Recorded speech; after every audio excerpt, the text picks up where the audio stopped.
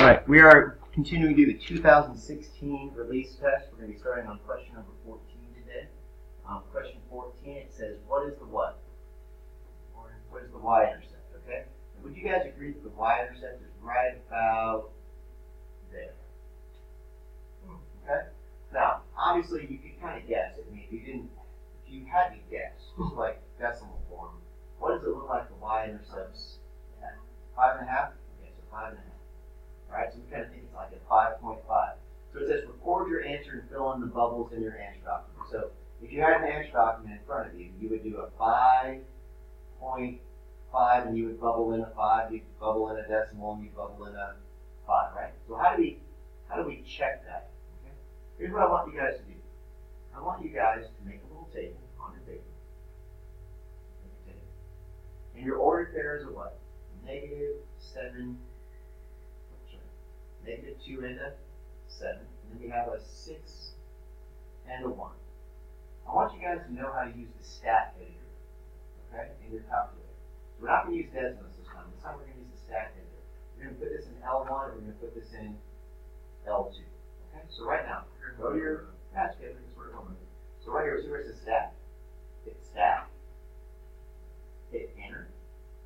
And I have some numbers in here, so I'm just going to go over where the numbers are, and I'm just going to delete the numbers.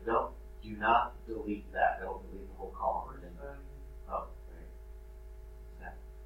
So if there's numbers in there, just go to the number and hit delete. But don't, if you delete that, you have to reset your calculator. Okay, so don't do that. So what were our ordered pairs? Was it -2 and 7? And what was the other ordered pair? 6 and 1. Okay, so 6 and 1. Okay, so this is your, understand, in the stat editor, this represents your x values and this represents your y values. Okay. So this is what we're going to do. Once you have those numbers plugged in, hit stat. Go to the right where it says calc. It's short for calculate. Okay. You see right here, this is a line, right? This is a line, so go down to number 4. And what, see it says X list is L1, Y list is L2. Just go all the way down to where it says calculate. Now here's what you're used to seeing. You're used to seeing Y equals MX plus B. But in the graphing calculator, it changes it to AX plus B.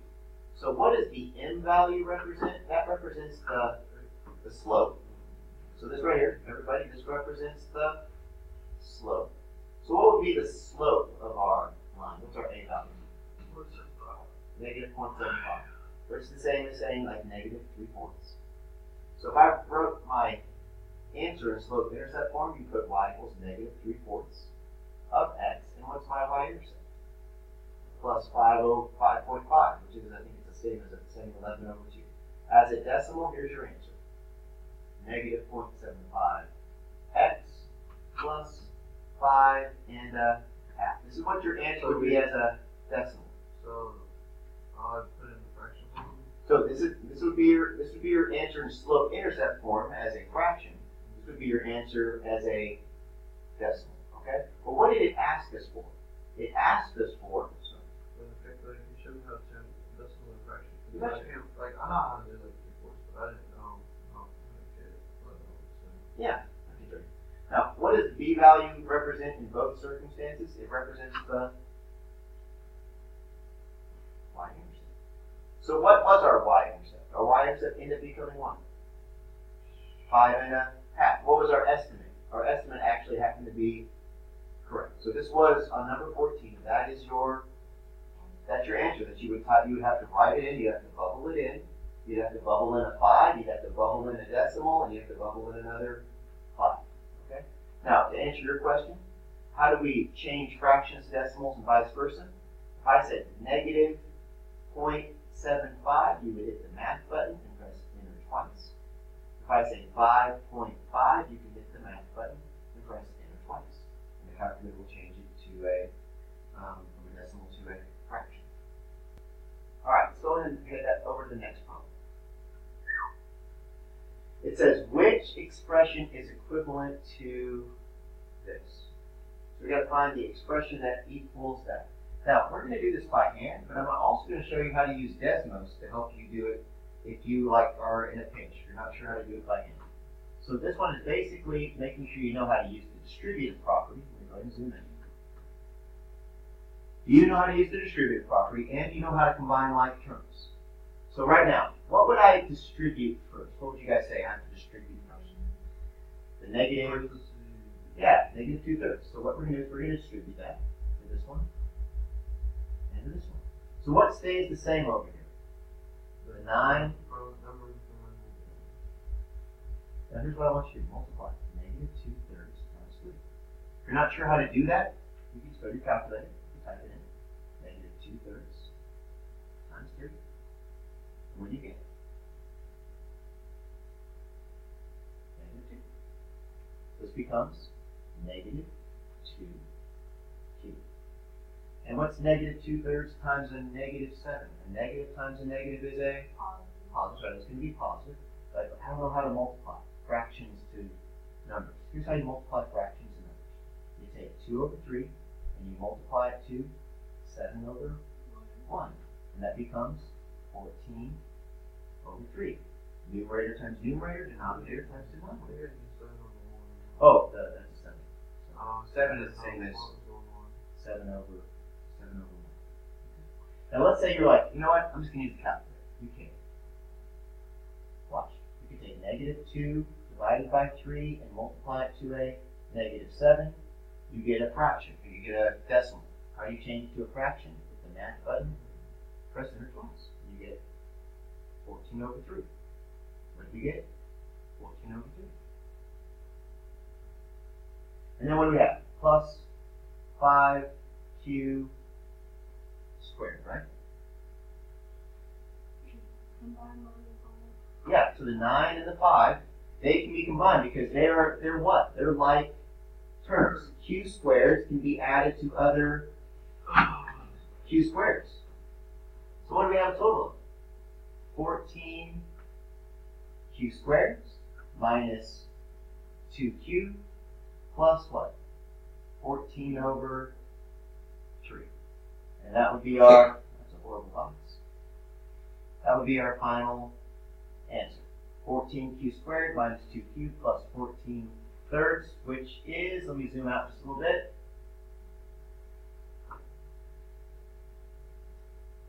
What was our final answer? C. There's your final answer. Okay, so if we go back, yep, that's it. Now, remember I said you could use Desmos on this? Check this out. Now, instead of Q, type in X. So go to Desmos right now. Okay? Alright, what I want you to do, right up here, I'm going to delete everything. Alright, let's go and type in what we have. Go over here and look at your paper. Alright, so we're going to type in 9. I'm going to type in an X and I'm going to square it. Alright, I'm going to hit minus, and then I'm going to do 2 divided by 3, so I'll hit 2 divided by 3. You're going to have to hit the right arrow. You're going to have to open up the parentheses.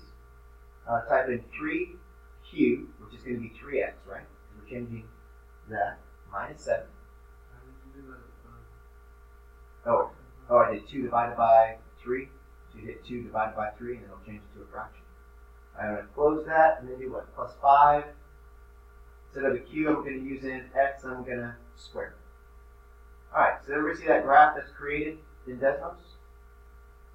Now, I'm going to press enter. Now let's type in our final answer. What was our final answer that we got? We got a what? A 14q squared, right? So we put 14x squared. And what else? What was the other part? Minus, so minus 2x plus 14 divided by 3. Plus 14 divided by 3. And look what happens. It matches.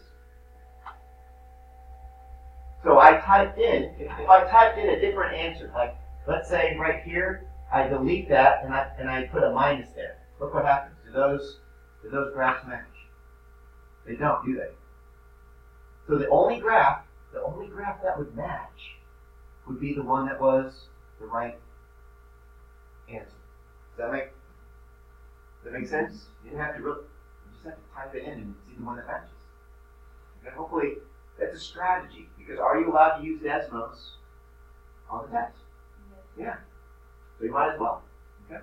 Now, you guys, it says which statement about this is true. So what I'd like you guys to do, can you guys type this into Desmos and we'll take a look at it? Type in negative x squared minus 2x plus 15. So I'm going to take a snapshot of this. Okay.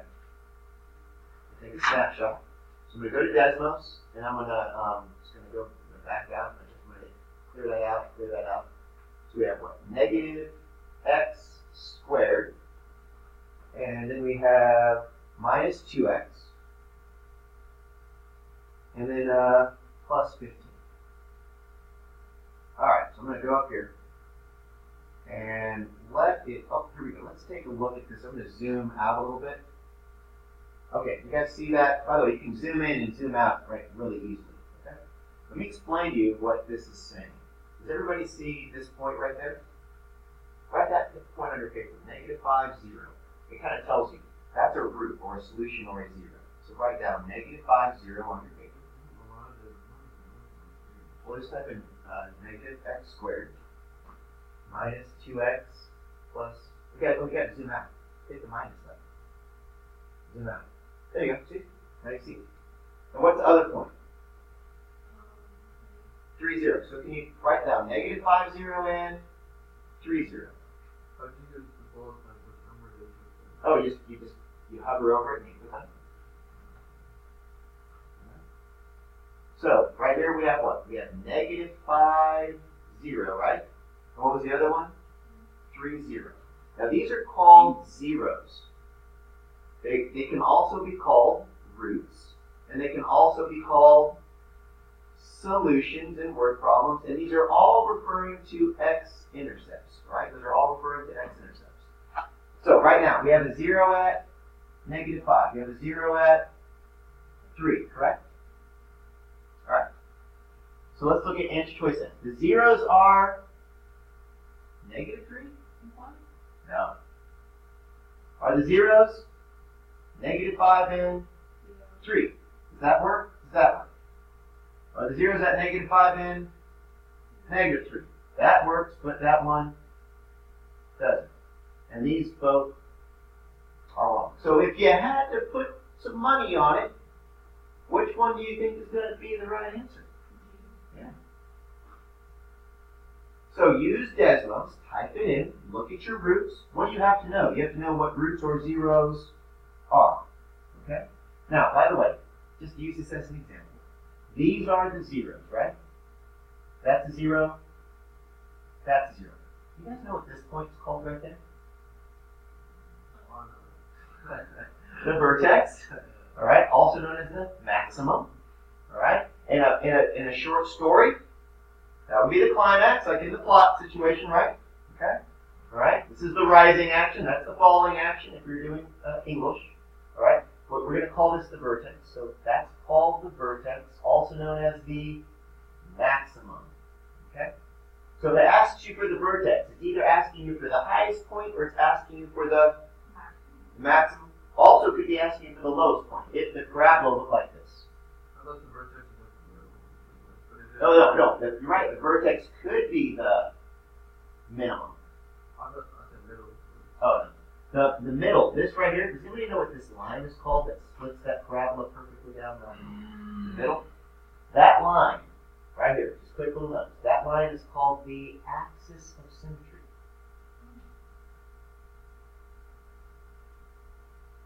Okay?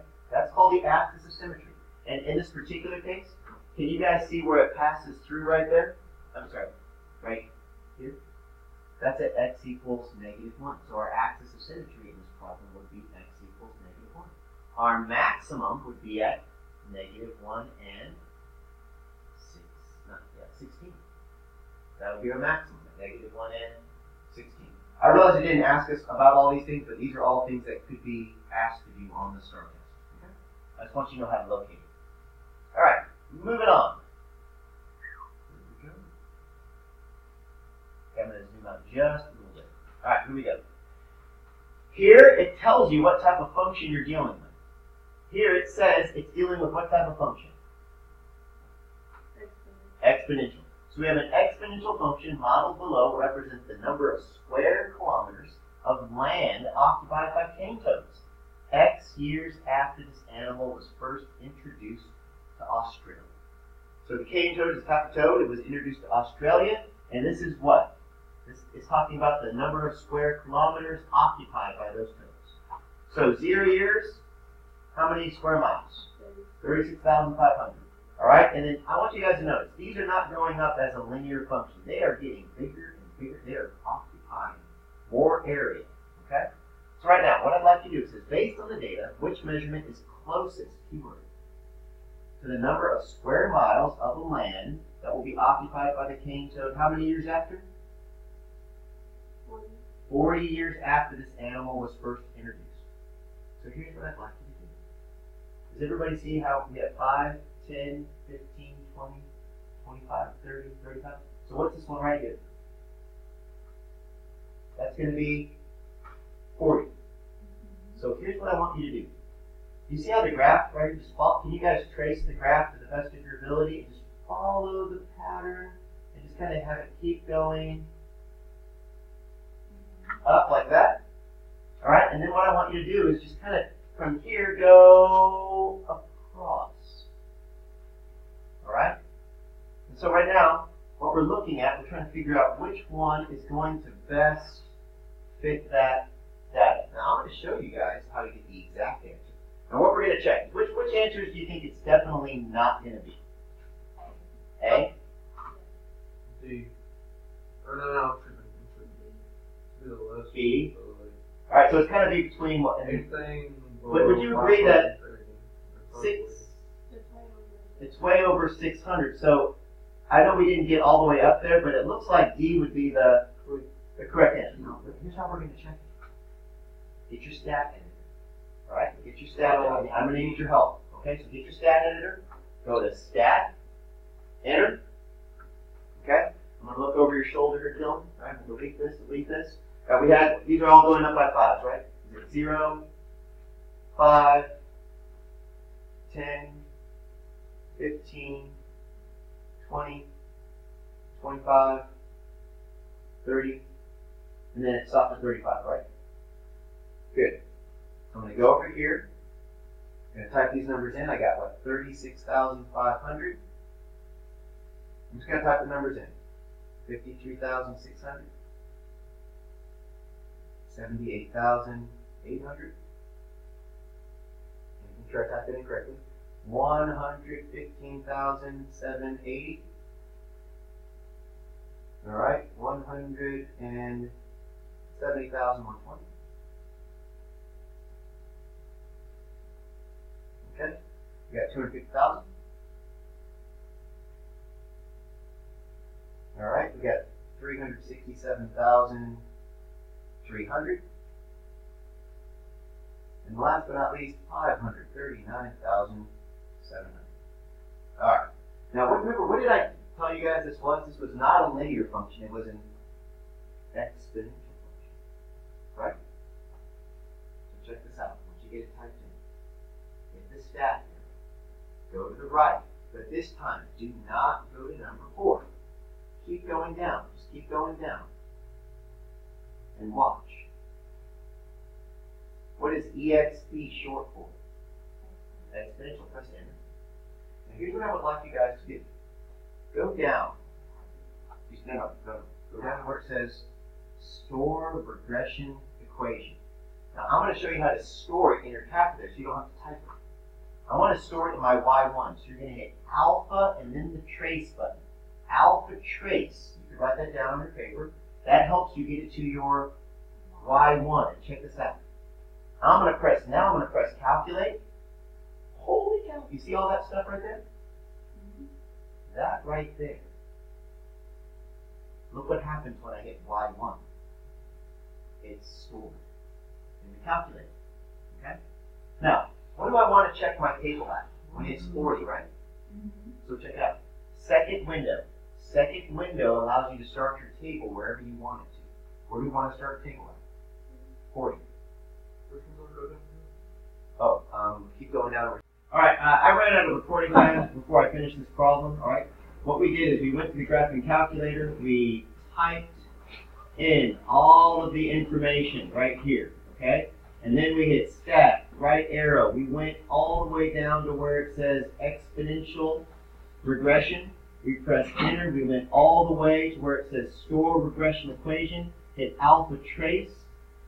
Plugged it into our y1 and calculated it. And then we checked our window at 40. And when you check your window at 40, you get the answer 793,068. Now, here's what that means. That means on this particular problem, the answer is closest. Now, this one. That's what it's closest to. Okay? Now, we also got that same answer just by doing a little logic. We just kind of drew this arrow going up. All right? And this is at 40. And if you look as it goes across, we figured out that that right there is about the right answer. And that's the closest logically to it. Okay? So I'm going to add this to the other recording.